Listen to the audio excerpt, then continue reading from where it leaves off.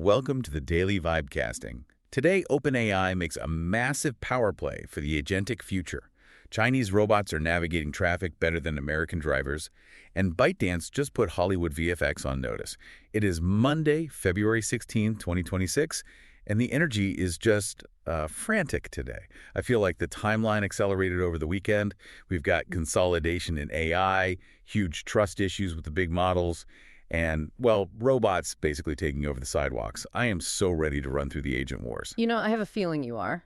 But I'm also guessing you're going to tell me why this is all going to cost us a fortune. It's not just the monetary cost, though. I mean, that's definitely real. It's the cost of transparency. When you actually look at the stack of stories today. The API scandals, the infrastructure gaps. Exactly. The theme isn't just advancement, it's fragility. We're building these, very tall towers on pretty shaky ground.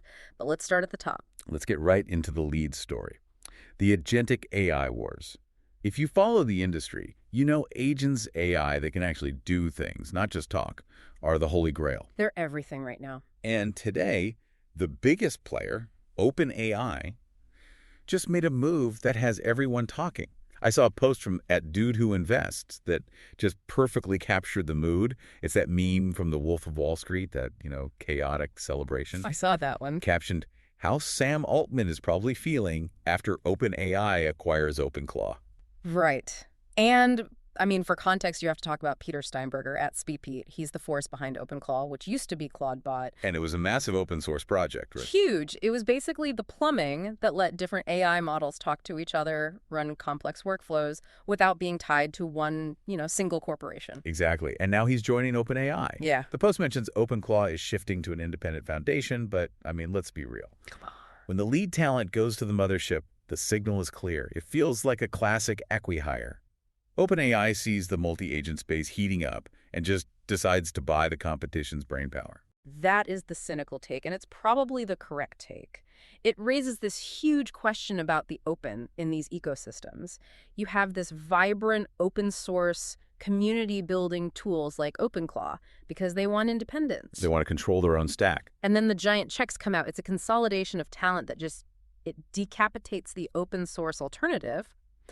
But what's fascinating is that even the creators are struggling with it. @SteepPete himself posted about the new OpenClaw beta update today. Oh, I saw that. The Telegram message streaming update. Yes. He released a beta command, and immediately users were reporting hanging issues, bugs. The screenshot just shows the update command frozen. So even the guy getting acqui-hired by OpenAI is dealing with these growing pains. It's a great reminder. Building stable agents that don't crash when you try to stream a message to Telegram is still hard engineering. It's not magic. It's code. And code breaks. It really highlights the split we're seeing, doesn't it? You have the centralized giants trying to buy everything up to solve these problems. And then you have this fierce debate about where these agents should actually live. Should they be in the cloud or on your desk? The cloud versus local debate is the new iOS versus Android. It is the defining architecture war of 2026, 100%. Totally. And on the cloud side, there was a post from @CGTWEast about Moonshot AI's new Kimi Claw. Oh, yeah. And this thing is, it's a beast. Cloud native, 40 gigabytes of storage space? 40 gigs of storage and something like 5,000 community skills ready to go. It's basically a super employee that just lives on a server farm. It's impressive, sure. But let's break down why that 40 GBE actually matters. In AI terms, context is memory. So 40 gigabytes of context means the agent can read and remember thousands of documents at the same time. It can hold your entire corporate history in its active memory. A level of synthesis a human just can't match. But there's a trade-off, isn't there?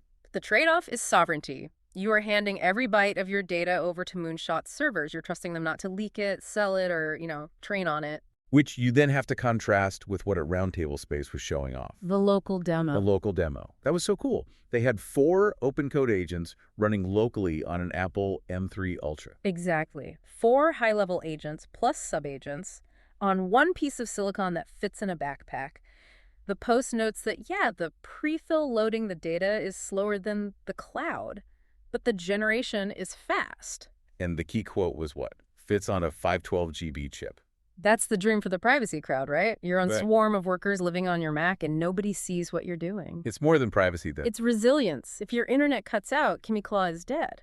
But that M3 Ultra setup, it just keeps coding. But you see, this fragmentation, it creates a whole new market because whether you're cloud or local, these agents are messy. They leak data. Which brings us to the shovel sellers. The security layer. I saw at Y Combinator spotlighting a company called Clam, founders Anshul Paul and Vaibhav Gra. They're launching what they call a semantic firewall. Semantic firewall is such a buzzword, but the concept is vital. Okay, break it down. Think about it. You have an agent like OpenClaw. You give it your API keys, your email access, maybe your credit card. What happens if someone prompt injects it? What if it just decides to email your private keys to a random address? So Clam sits in the middle, like a checkpoint. It's a checkpoint, but at the network level. And it's not checking IP addresses, it's checking meaning. The demo showed it stopping an agent from leaking sensitive data because it understood the content of the message was confidential. Wow. But stop and think about the second-order effect here. We have built AI employees that are so unpredictable, we now need to build a massive cybersecurity industry just to police our own synthetic workers. And creating the problem and selling the solution at the same time. It's genius in a terrifying way. Job security for the security sector, I guess. Yeah. But speaking of trust and things breaking, Right. we have to pivot to the reality check segment. Yes, we do. Because if we can't trust the underlying models, none of this agent stuff even matters. This is the story that actually worries me the most today. It fundamentally undermines the business logic of the entire AI economy. You're talking about the report from at Numinali, right? The API glitch. Glitch is being very charitable. This is basically a breach of contract in spirit, if not in law. At Numinali flagged that requests for GPT 5.3 codecs The premium top-tier coding model. were being silently routed to GPT 5.2. That is wild. That's like ordering a Wagyu steak and the kitchen swaps it for a hamburger, hoping you won't notice. And they verified it. They ran a script from @Bentag that checked the model ID on the back end. It wasn't just a UI bug. The API was actually serving the cheaper, older model while presumably charging for the newer one. And Numinali's reaction was, this is really, really unacceptable. How can I trust the work done?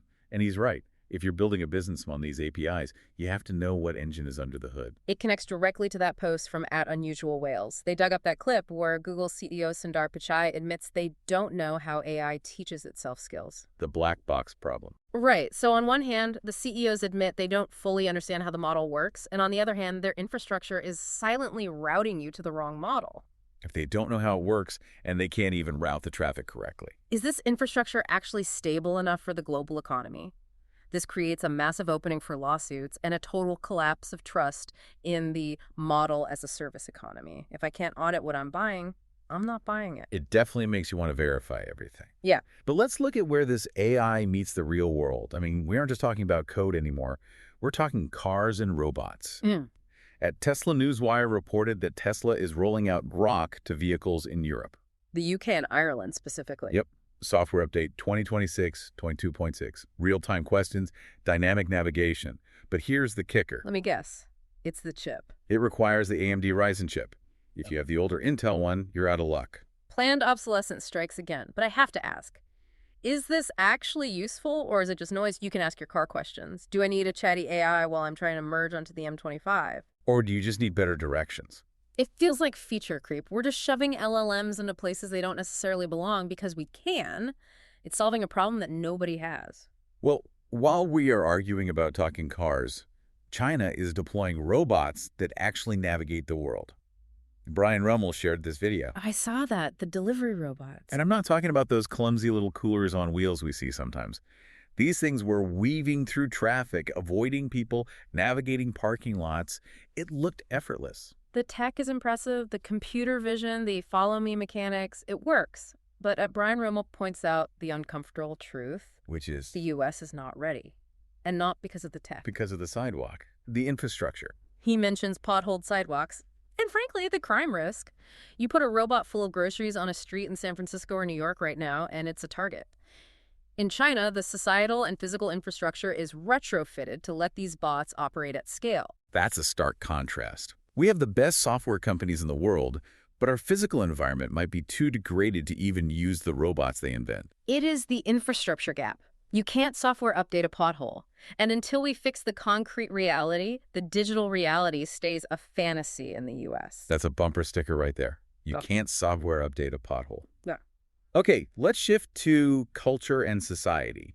Because while the robots are delivering dumplings, the creative world is getting turned completely upside down. This is where the disruption becomes visible to everyone, not just the coders. Like Dance, Yeah. the parent company of TikTok.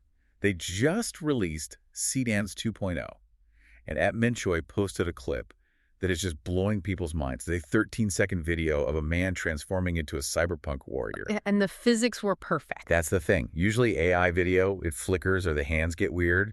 This looked like a Marvel movie. And Minchoy says it's better than Runway or Cling. And then you have @CrystalSup, who used it to make a startup video in, what was it? In one day. One day. That is the metric that matters.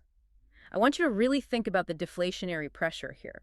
Previously, that 13-second clip would have required a team of VFX artists, 3D modelers, riggers, lighting experts. And probably 2 weeks of rendering. At least. Now, a startup founder does it in an afternoon. So what happens to the VFX industry? It collapses. It collapses, or at least the boutique model does. We're looking at the Uberification of Hollywood.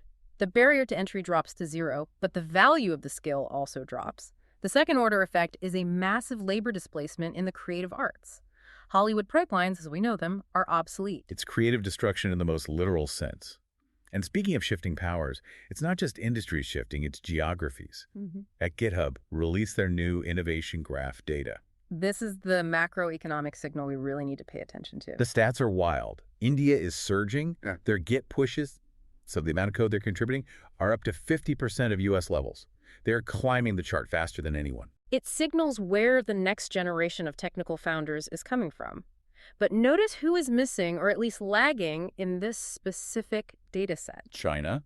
The post mentions China is lagging in the GitHub data. But that's a data illusion. China isn't coding less, they're coding elsewhere, they're on Giddy, they're building their own sovereign stack. So the world is splitting. You have the US-centric GitHub ecosystem where India is becoming the dominant workforce. And then you have a completely separate Chinese ecosystem. The internet is fracturing into 2 distinct spheres of influence. We are seeing the splinternet become reality. Wow.